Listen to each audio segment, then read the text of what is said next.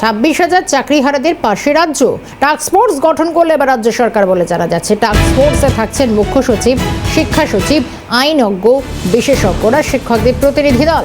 মুখ্যমন্ত্রী আইনি পথে যে প্রক্রিয়া শুরু করেছেন তাতে বিলম্ব যাতে না হয় মনিটর করবে টাস্ক ফোর্স। এবার 26,000 চাকরি বাতিল। গতকালও নেতাজি জোরে বৈঠক করেছেন মমতা বন্দ্যোপাধ্যায়।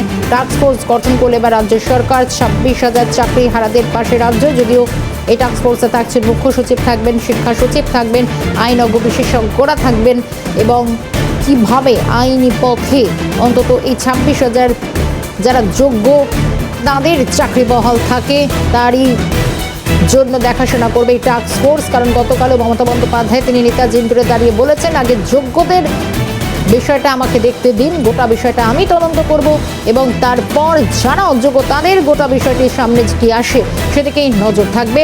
ওদিকে টেলিফোন লাইনে এই মুহূর্তে প্রতিনিধি রাজা সাহা রয়েছেন আমাদের সঙ্গে। রাজা, গতকালও মমতা বন্দ্যোপাধ্যায় পরিষ্কার করে তিনি বার্তা দিয়েছিলেন যে আগে এই 26,000-এর মধ্যে যোগ্য যাদের তাদের চাকরির জায়গাটা আগে দেখা হোক। এবার রীতিমতো তাদের পাশে থেকে টাস্ক ফোর্স গঠন। এই টাস্ক ফোর্স মূলত কি করবে, কিভাবে কাজ করবে?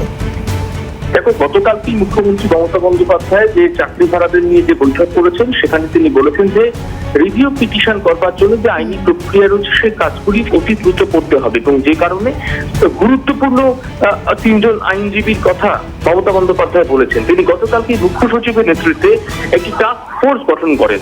সেই কমিটিতে কারা কারা থাকছেন না থাকছেন শিক্ষা সচিব, আইনজ্ঞ, শিক্ষকদের প্রতিনিধি সহ সংশ্লিষ্ট ব্যক্তিরা। এই টাস্ক ফোর্সের কাজ হবে যে আইনি প্রক্রিয়া, সেই প্রক্রিয়া যাতে দ্রুত হয় সেই মনিটরিং করা এই টাস্ক ফোর্সের অন্যতম কাজ। মুখ্যমন্ত্রী ইতিমধ্যে নির্দেশ দিয়েছেন টাস্ক ফোর্সকে যাতে এই গোটা যে জট কাটানোর যে প্রক্রিয়া, সেই জট কাটানোর প্রক্রিয়া যাতে অতি দ্রুত শেষ করা যায় এই কাজটি।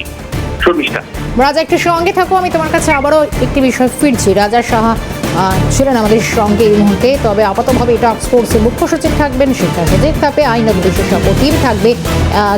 অন্তত 26,000 চাকরিহারাদের পাশে থাকতে রাজ্য সরকারের টাস্ক ফোর্স গঠন।